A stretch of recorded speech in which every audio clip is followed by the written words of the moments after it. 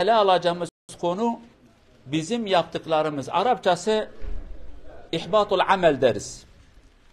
Yani senin yaptığın, bizim yaptığımız ibadetler, iman, zikir, güzellikler bunlar ne zaman çöpe gider? Öyle söyleyelim. Bizim davranışlarımız, bizim hayırlı işlerimiz, bizim güzelliklerimiz kanuna göre, Allah'ın kanunlarına göre bu davranışlar ne zaman çöpe gider?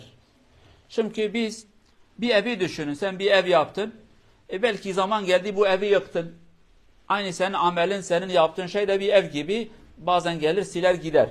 Ve de sen bir şey yaparsın. Bu sefer onu ortada kaldıracak başka bir şey meydana geldi. Onu sildi götürdü. Mesela sen buzu getirirsin. Hava sıcak olduğu zaman o sıcaklık o buzu eritir götürür. Ice krem doldurma dediğimiz yani sıcaklık soğuğa karşıdır. Soğuk olan bir şey güneşin altında erir gider. Bizim amellerimiz, bizim davranışlarımız da aynı ona benzer. Biz bazen bir şeyleri yaparız. Fakat bazen farkında değiliz. Bizim bu davranışlarımız çöpe gider sanki yapmamışız gibi. Bunu Kur'an-ı Kerim'de Cenab-ı Allah birçok yerde detaylı bir şekilde anlatmış.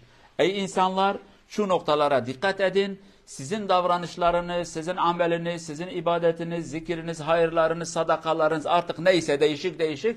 Bunlar boşa gitmesin, bunlar çöpe gitmesin. Dikkatli olun, akıllı olun, uyanık olun. Siz bunu yaparsanız sizin yaptığınız iyilikler hepsi çöpe gider. Siz bunu yaparsanız imanınız boşa gider. Siz bunu yaparsanız sadakanız boşa gider. Bütün bunları Cenab-ı Allah bize anlatmış. Çünkü İslamiyet Allah'ın dini, bu hassas bir mesele, önemli olan bir konu. Cenab-ı Allah bize kriterleri anlatmış. Bak sen şunu yaparsan sen bu nimeti alırsın. Sen bunu yaparsan bunu kaybedersin. Her devletteki kanunlar gibi. Bazen devletler diyor ki senin şu özelliklerin varsa sen şu makama gelirsin. Sen bu özelliklerden birisini kaybettiğin zaman bu özellikten mahrum kalırsın. Mesela adamın biri pilottur. Fakat pilotların birinci şartı gözleri görmektir. Peki adam kör olduktan sonra pilotluk yapar mı? Yapamaz. Sen gözünü kaybettin, seni o pilotluk diploman fayda etmez. Seni oradan emekli yapacağız. Ve buna benzer davranışlarımız çoktur. O özelliklerden hangisini biz kaybedersek o makamı, o dereceyi biz kaybederiz. Ve Cenab-ı Allah birçok ayette de bize diyor ki dua edin ey insanlar. Dua edin ki sizin iyilikleriniz boşa gitmesin, kaybolmasın. Yani ben yaptım ondan sonra ben ne yaparsam bu silinmez gitmez. Bu yanlış olan bir şeydir. Sen yaptın. Bunu kaybetmemek için de çaba göstermen lazım. Mücadele etmen lazım. Elden gitmesin. Aksi takdirde elden gider. Sen bunu kaybedersin. Bu da Allah'ın bir lütfu ve keremi. Nasıl bir işi elde edeceğiz anlatmış. Nasıl ona sahip çıkacağımızı da anlatmış. Nasıl onu kaybederiz o hususta da bizi uyarmış. Bak şöyle de yaparsanız söyleriz. Bizim amellerimizi külliyen, Türkçe dediğimiz külliyen bir bütün çöpe atacak davranışlarımız da vardır. Ve bir bölümü bozacak veya da bir şeyi bozacak davranışlar da vardır. Bazı şeyler vardır. Bir bütün çöpe götürür. Bir bütün bir şey sana bırakmaz. Zırnık bırakmaz Türkçe dediğimiz gibi. Yani 1 gram da sana kalmaz. O ikisi de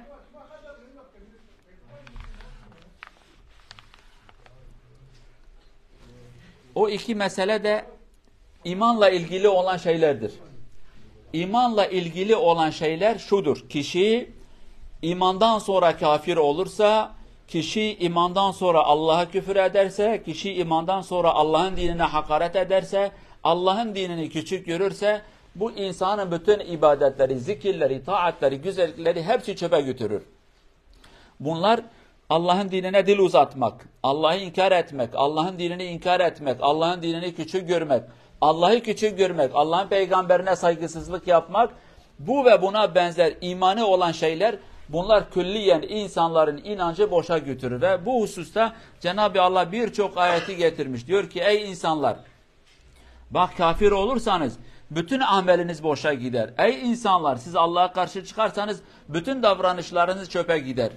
Bu hususta bir insan senelerce ibadet ederse fakat zaman geldi ya dedi ki keşke ben bu ibadeti yapmasaydım. Ya ben boşu boşuna kendimi İslamiyet'te kandırdım.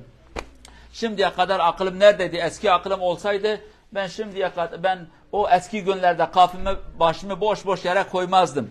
Bu laftan dolayı, bu inançtan dolayı bu insan yıllarca kıldığı namaz boşa gider. Aynı şekilde bir insan, ya ben o kadar İslamiyet'i kutsal gördüm de meğerse İslam da apuk sapuk bir dinmiş. Dinsiz olur gider. Ya ben o kadar Kur'an'ı öptüm, başıma koydum, Kur'an'ı okudum. Keşke okumasaydım, boşu boşuna bir kitabı okumuşum. İnsan dinden çıkar. Bu ve buna benzer. Ve tek kişi, ya evet biz Müslümanız deriz de fakat inan ki şu kanunlar Kur'an'dan daha üstün, şu kanunlar peygamberin lafından daha değerli. Bu ve buna benzer.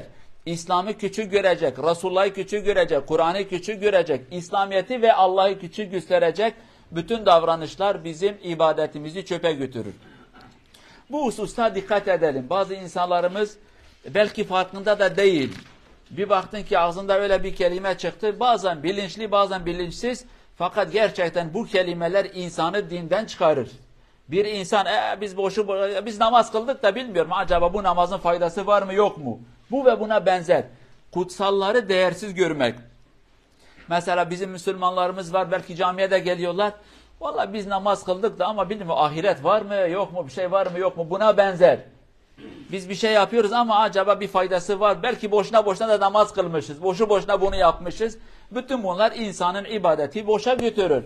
Sen eğer daha bilmiyorsan ahiret var mı yok mu, bununla ilgili samimi bir inanca sahip değilsen boşuna bu kadar zahmet görmüşsün. Bu ve buna benzer davranışlar insanı inançsız eder ve insanların bütün ibadetleri boşa götürür.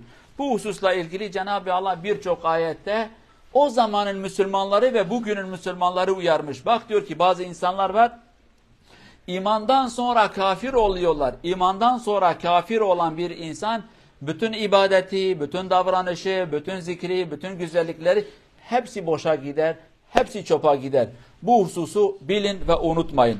Bu hususta biraz dikkatli olmak lazım. Kişi Allah'a karşı, Allah'ın dinine karşı, kitabına karşı, kanunlarına karşı saygısızlık yaptığı zaman veyahut da açık bir şekilde dil uzattığı zaman dininden ve imanından mahrum olur. Bir şey daha vardı, o da bununla ilgili.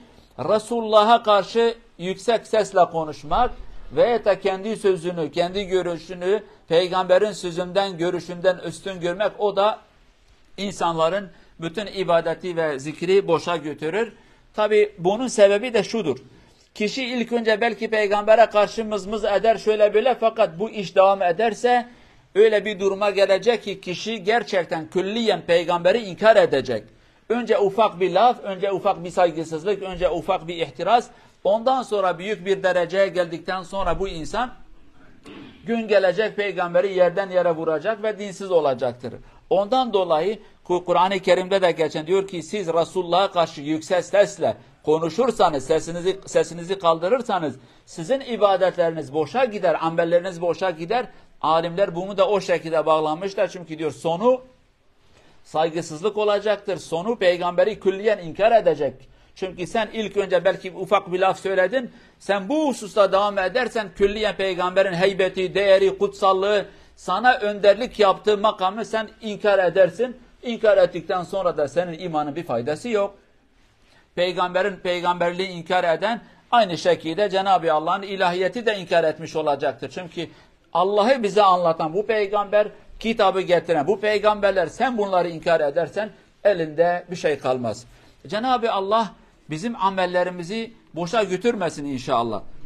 Bizim inancımız, amelimiz, davranışlarımız inşallah hepsi Allah için olur ve Cenab-ı Allah bütün bunları kendisi için kabul eder ve bizi hak yolundan da ayırmasın. Her zaman Allah'tan isteğimiz ve duamız odur ki Allah Azze ve Celle hak yolu üzerinde yürümeyi bize nasip etsin ve hak yolundan bizi ayırmasın. Vesselamu aleykum ve rahmetullahi ve berekatuhu.